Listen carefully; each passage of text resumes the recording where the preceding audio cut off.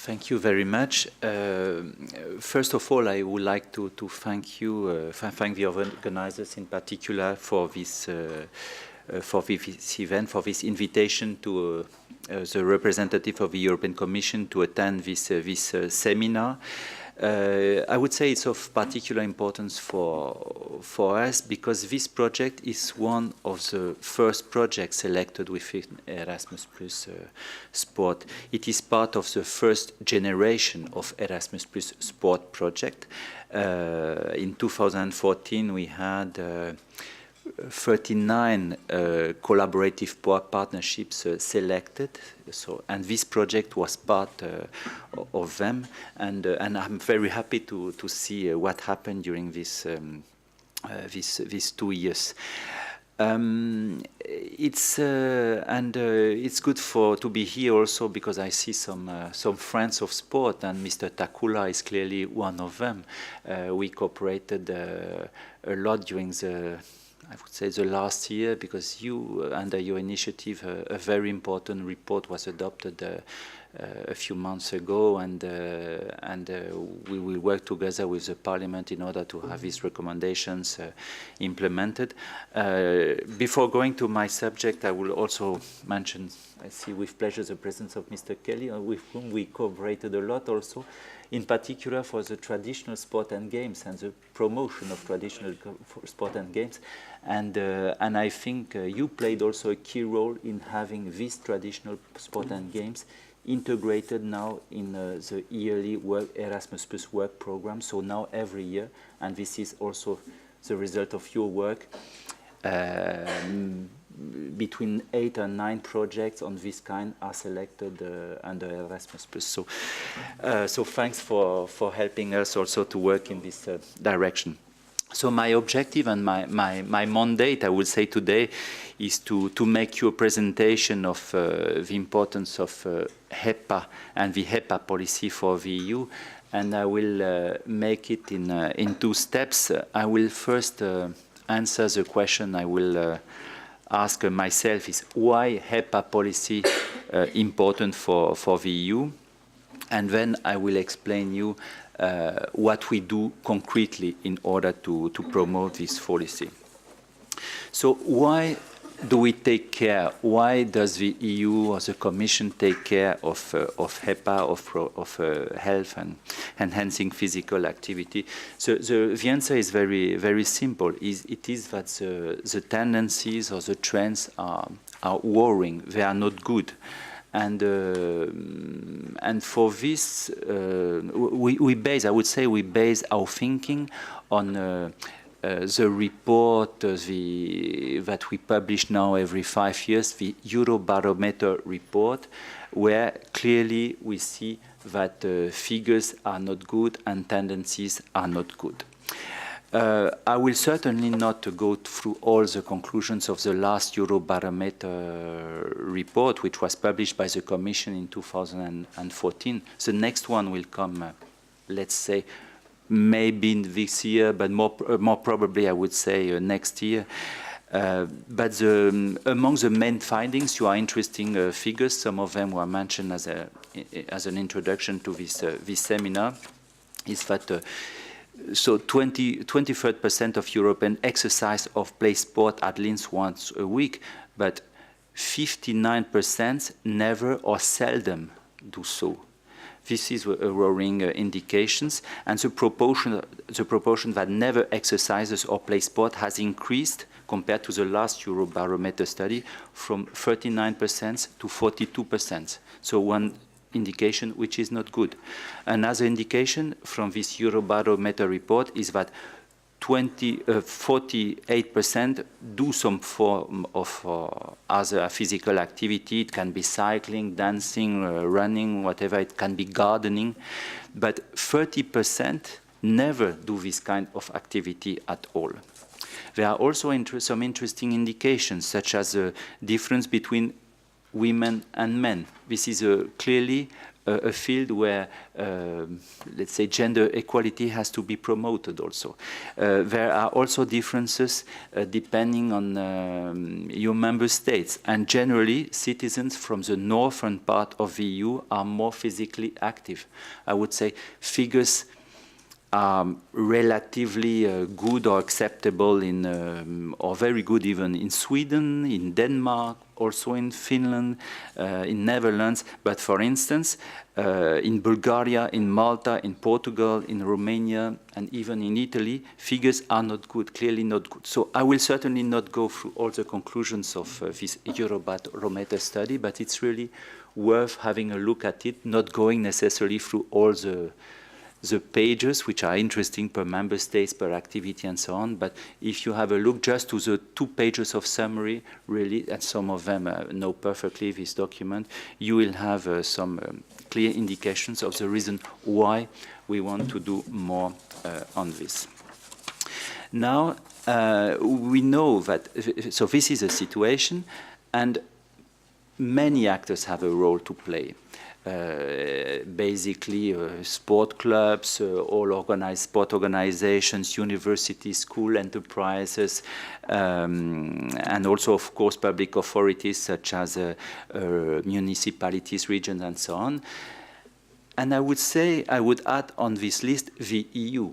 We know that we are not the key partner. We know that we will never be the daily partner of citizens, of sport organizations to the practice of promotion of sport and physical activity. But as all partners, we can play a role and we can bring an added value and we can participate to this fight to promote health-enhancing physical activity. So how can we do this? And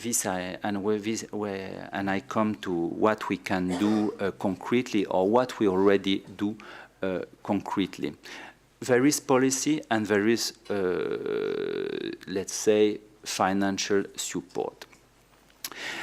I will start by mentioning a document which was adopted 4 years ago, which is a policy document. It is a Council recommendation on the promotion of HEPA across sectors. This document was adopted in November 2013. In a way, it is a historical document also, because it's the first time ever when the Council adopted a recommendation in the field of sport. It is a political instrument organizing the cooperation between the Commission and the Member States. It's interesting to notice that it is a Council document, so it's not the Commission deciding that we must do this and this. It is the Member States asking the Commission to cooperate in order to promote health-enhancing physical activity. And this Council recommendation has put in place all of, I would say, all of process of cooperation in order to promote health-enhancing physical activities in different sectors. It can be health sector, education sector, environment sector, working environment, cross-sectoral approach. The Commission has been asked to assist Member States to adopt national strategies of promoting HEPA. So without going in all details, we are I think already in a 3 years' time some progress have been made. They can be measured through a report that we published also some months ago on the first evaluation of this HEPA policy. And you can also have maybe a look, and there are some references on the slide, on indications and information through country fact sheets which were produced relatively recently by the Commission in the framework of its implementation of the Council recommendation of the promotion of HEPA. So this is about, let's say, policy cooperation with the Member States, once more at the request of Member States. But we have this tool, so we are implementing this tool with the help of national focal points, each member state having a national focal point in order to implement this HEPA policy. But we also have a financial instrument, which is, of course, key in order to help us implementing our policy, and it is the Erasmus Plus program. You were mentioning this Erasmus Plus program some minutes ago, Mr. Takula. So since 2013, we have a program which has been implemented first time, 1st January of 2014. This program allows us to finance different categories of initiatives. It can be projects of cooperation, what we call collaborative partnerships. It can be events, it can be studies, and so on. And since the beginning of the program, promoting HEPA has been one of the priorities of Erasmus Plus Sport.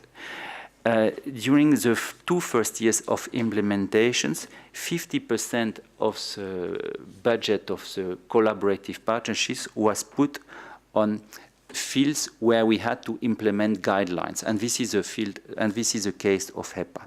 In 2016 and 17, it is 25%. So in terms of put on HEPA and also on the European Week of Sport, in relative terms, let's say it has the size has decreased, but in a budget which is much more important and which is growing and growing. So de facto, during these 4 years, the money put on HEPA and HEPA projects has increased in the European Commission. And for next year, we are already preparing with my colleagues of the executive agency who are present here, the work program Erasmus Plus, and there is no reason why we will change the priority put on HEPA. I will not spend too long on this because we are here precisely in the framework of a project which has been supported under this trend. So you are perfectly aware of these possibilities, and you will see on this slide the proportion of money put on different priorities of Erasmus Plus, and you will notice that between 2014 and 2016, 39 collaborative partnerships on HEPA have been financed, representing more or less 15 million. I will now, apart from policy cooperations and beyond also the financing by Erasmus Plus, maybe mention 2 points which could be of interest for you. The first one is the possibility which is given by us to us by the Parliament to support pilot projects in the field of sport. Last year, we have had the possibility to finance projects, let's say, of promotion of HEPA policy for refugees, in summary. This was a wish of the European Parliament, which voted a budget of 600,000 euros. We have launched a call for proposal, and at the end of the year, 11 projects have been selected precisely in support to support this policy for this specific category of population. People in the situation, people living in refugees camps.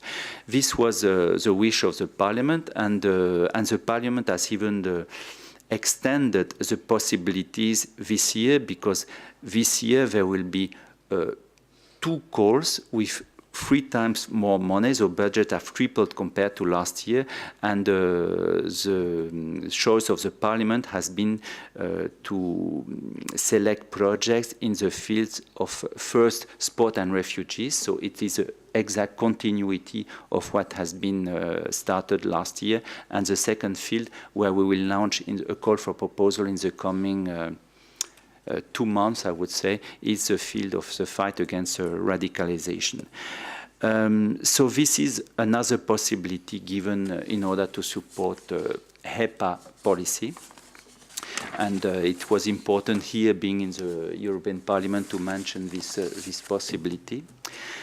And I will mention also another major initiative that the Commission has launched 2 years ago. It is the European Week of Sport. Again, I saw that in a way the inventor of this European Week of Sport has joined us a few minutes ago, because Mr. Fissas was the one who the first time in a report from the Parliament mentioned or suggested the Commission to organize something which could be, you mentioned a day of sport, I think. The Commission transformed your idea in a week of sport, but it was more or less the same spirit, but based on, I would say, the orientations you gave up on your report. We have organized for the first time in 2015 the first European Week of Sport, which is, after all, about promoting HEPA policy. And it is about promoting HEPA policy in the middle and long term. What we want to avoid, and I think on this we agreed completely with Santiago Fissas, was to organize just a one-week event, just some nice thing in terms of communication, but on the contrary, to work in the long term, to try, through an emphasis put during World Week, to really to invite people and to promote the practice of sport during the whole year or more for all people being involved in this European Week of Sport. This European Week of Sport has started very successfully. We organized last year the second edition, and this year we will launch in Tartu the third edition. It will now be a fixed week every year, so from 23 to 13th of September.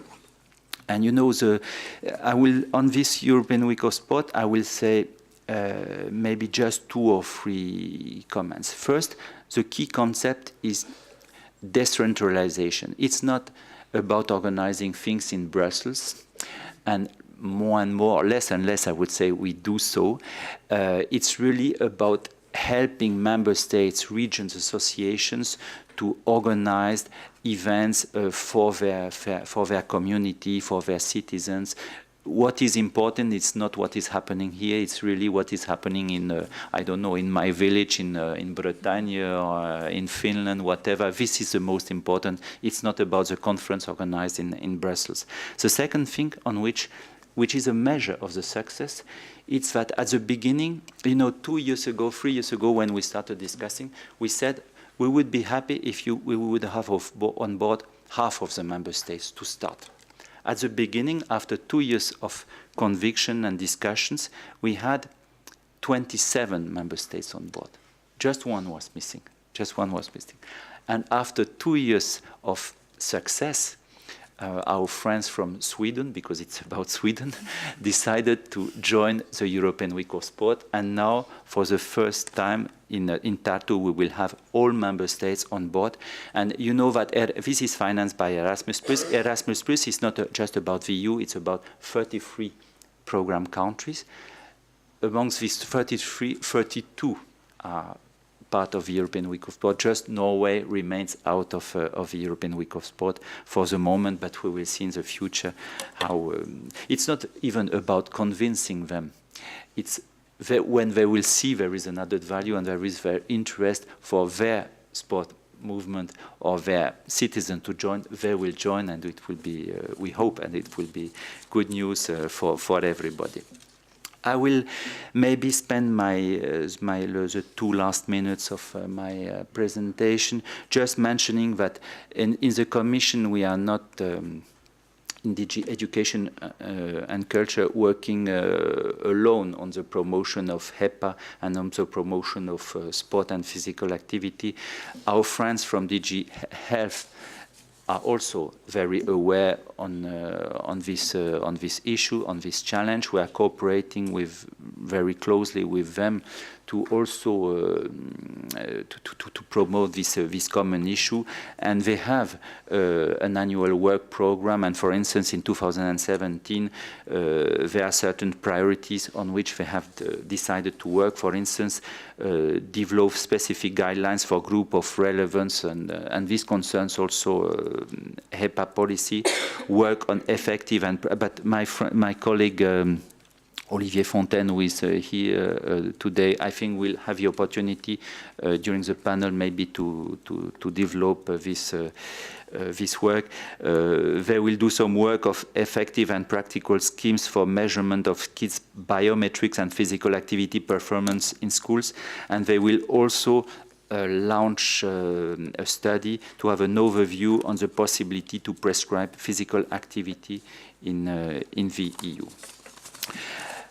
My conclusion will be just to mention two important discussions or debates which have started to take place, or which have already advanced, I would say, and which will have impact for the future of sport at EU level. The first one is the negotiation of the EU work plan for sport. You know that during the 6 last years, we had EU work plan for sport adopted by the Council. We had one first during 2011 and 2014, and we are now finishing the second one, 2014, 2017. And the third one, the future third one, is presently discussed in the Council and should be in principle adopted in the May Council. We will see, discussions are going on, we will see what will be the place of HEPA in this discussion on the priorities, but what we can already say is that one new tool which will be used at EU level also to promote projects and to use them and in order to feed the policy making process is the organization of clusters, which will be a, let's say, regular meeting between projects and policy makers in order to first draw the conclusions of projects and let's say do this sort of exercise we are doing here, but with member states and with key stakeholders in order to see how we could use these projects for the future and to develop again or to improve our policies. And so there will be very certainly pretty sure one of the first clusters which will be organized will be about HEPA, and so this project will probably have a role to play again in this in the coming, let's say, year, not to commit too much. And the second important discussion which is going to start, it's about the future generation of program, because Erasmus Plus will finish in 2020. We are in the Commission already starting to think about what we could do better or more and in the future generation of program, and this will be a key discussion. I think the Commission will have its views ready maybe in a 1 year time. And then there will be the process of discussion in the Parliament and in the Council. But this discussion will have key effects on the promotion of HEPA policy at EU level, because this is, of course, about the money which will be dedicated about our future policies. So I think I will stop now, because I think I've reached my time limit, but more or less this is what I wanted to say you. So thank you once more for this opportunity, and good luck for the continuity of your project, for the end. Okay.